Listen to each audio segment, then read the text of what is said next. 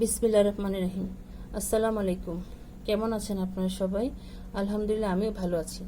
আজকে আপনাদের মাঝে আমি নিয়ে আসছি ডিম পোচ ভুনার রেসিপি। তো আমরা সাধারণত আস্ত ডিম যেগুলো আমরা বেশিরভাগ ভুনা করে থাকি, আমরা আজকে আপনাদেরকে দেখাবো ডিমটাকে পোচ করে ভুনা। তো এখানে আমি 4টি হাঁসের ডিম নিয়ে নিয়েছি। এখানে আপনারা চাইলে লাল ব্রয়লার মুরগির ডিমটাও নিতে পারেন। আমি এখানে 4টি হাঁসের ডিম নিয়ে নিয়েছি। আর লাগবে এখানে হলুদের গুঁড়ো, লাল মরিচের গুঁড়ো এবং স্বাদ মতন লবণ।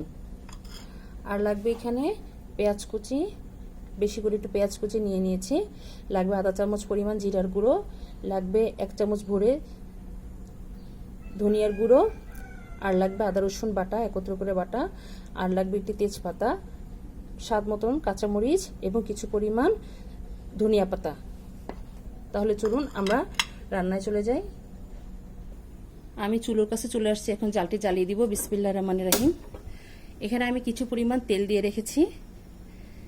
এখন আমি ছোট একটি কড়াই নিয়ে নিয়েছি, এর মধ্যে যেন লেগে না যায় এই জন্য আমি এই কড়াইতে রান্না ভেজে তারপর অন্য কড়াইতে আমরা রান্না করে আপনাদেরকে দেখাবো।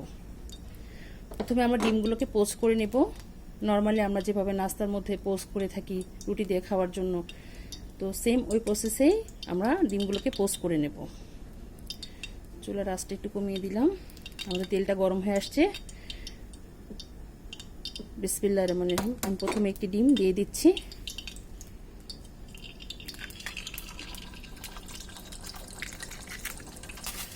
হাঁসের ডিমটা দিয়ে করলে ভালো হয়, কেননা হাঁসের ডিমটা অনেকটাই হলুদ রঙের হয়, ঘন থাকে। এই জন্য আমি হাঁসের ডিমটা দিয়ে আজকে আপনাদেরকে করে দেখাবো। সামান্য পরিমাণ লবণ দিয়ে দিলাম।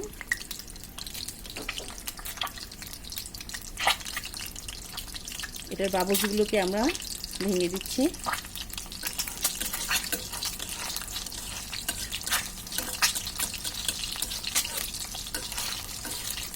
ব্রয়লার মুরগির থেকে আপনার এই হাঁসের ডিমটা এভাবে রান্না করলে এটা টেস্টটা ভালো হয়।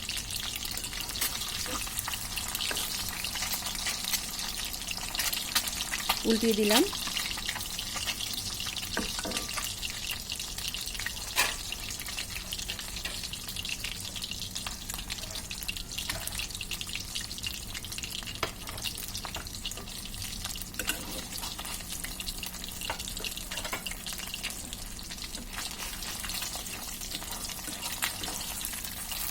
খেয়াল রাখবেন যেন কুসুমটা বের হয়ে না যায়।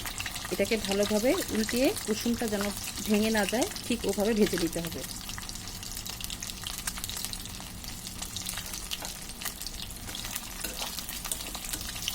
এই অবস্থায় এখন আমরা এটাকে নামিয়ে ফেলব। ঠিক এই অবস্থায় এভাবে করে প্রত্যেকটা ডিম আমরা ভেজে নেব। এখন আমি আরেকটি দিয়ে দিচ্ছি।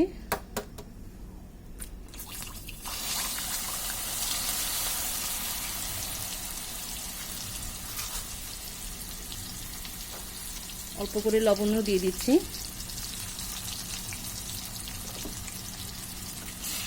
প্রথমটা যেভাবে ভেজেছি প্রত্যেকটা ডিম আমরা এভাবে ভেজে নেব।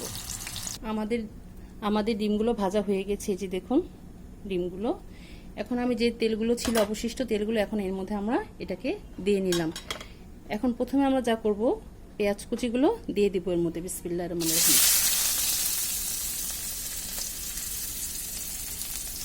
একটু ভালোভাবে নেড়ে চেড়ে নেব।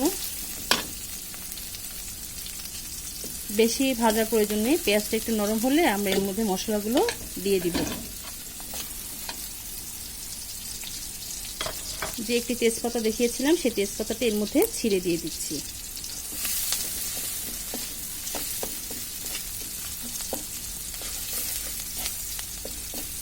সামান্য একটু ভাজা হয়ে আসলে এর মধ্যে একটু পানি দিয়ে দিব।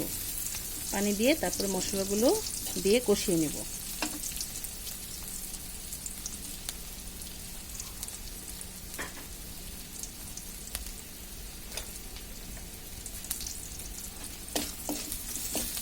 পেঁয়াজগুলো একটু নরম হয়ে আসছে। আপনারা পেঁয়াজ এভাবে না দিয়ে আপনারা বেটেও দিতে পারেন, এভাবে দিলে খেতে ভালো লাগে। এর মধ্যে সামান্য পরিমাণ পানি দিয়ে দিচ্ছি। বিসমিল্লাহ।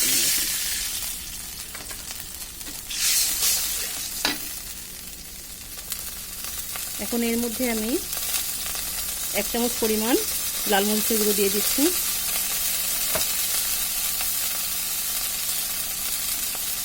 আধা চামচ পরিমাণ হলুদের গুঁড়ো দিয়ে দিচ্ছি। যেহেতু আমার এখানে 4টে ডিম, তো মশলাটা আমরা বুঝে দিব। আধা চামচ পরিমাণ লবণ দিয়ে দিচ্ছি।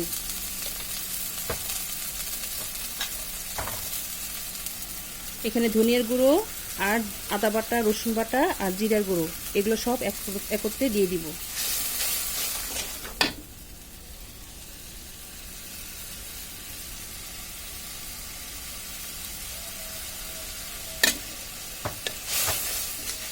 মশলাটা ভালোভাবে কষিয়ে নেব।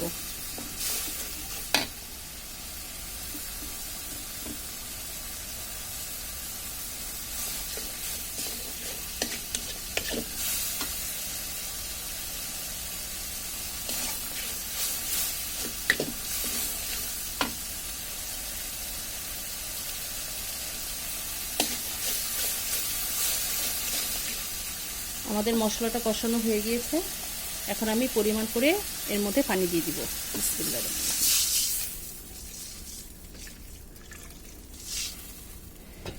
বেশি পানি দেওয়ার প্রয়োজন নেই, এখন জালটা বাড়িয়ে দিব, একটু মাখা মাখা রাখবো।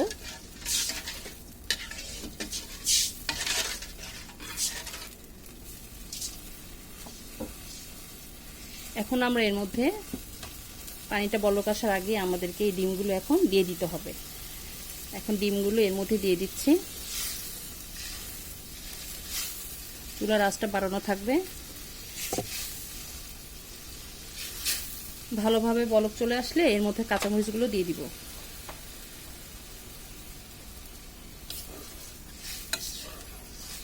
একটু হালকা নেড়ে দিচ্ছি।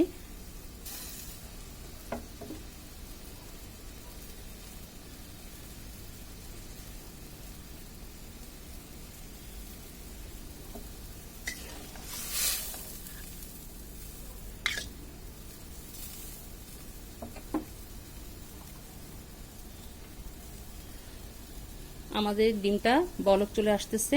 এখন আমি এর মধ্যে কিছু পরিমাণ কাঁচামরিচ যে রাখা ছিল সেটা দিয়ে দিব এর মধ্যে।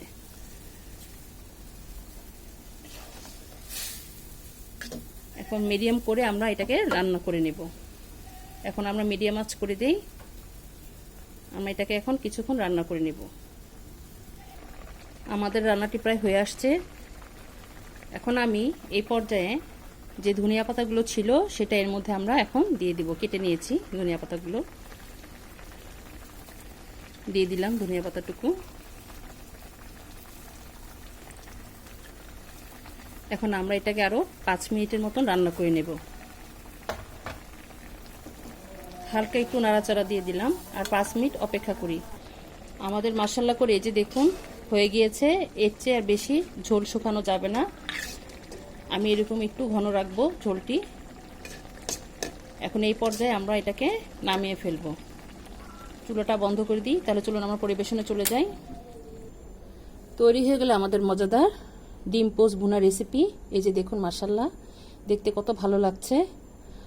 আপনারাও এইভাবে তৈরি করবেন, ইনশাআল্লাহ আপনাদেরটা আরও ভালো হবে। এই তরকারিটা আপনারা সাদা রুটি, সাদা ভাত, পোলাও সব কিছুর সাথে এটা খাওয়া যায়। এটা খেতেও ভীষণ মজা। এটা একবার হলো আপনারা এটা ট্রাই করে দেখবেন, ইনশাআল্লাহ আপনাদেরটাও ভালো হবে। তো আমার এই রেসিপিটা আপনাদের কাছে কেমন লেগেছে অবশ্যই আমাদেরকে কমেন্ট করে জানাবেন।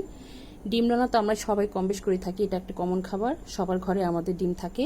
তো এভাবে একবার রান্না করবেন, ইনশাআল্লাহ ভালো হবে। তো আমার জন্য দোয়া করবেন, আমি যেন আপনাদের মাঝে আরও নতুন নতুন রেসিপি নিয়ে আসতে পারি। তো আজ এই পর্যন্তই। আপনারা যে যেখানে আছেন ভালো থাকেন, সুস্থ থাকেন। আল্লাহ হাফেজ।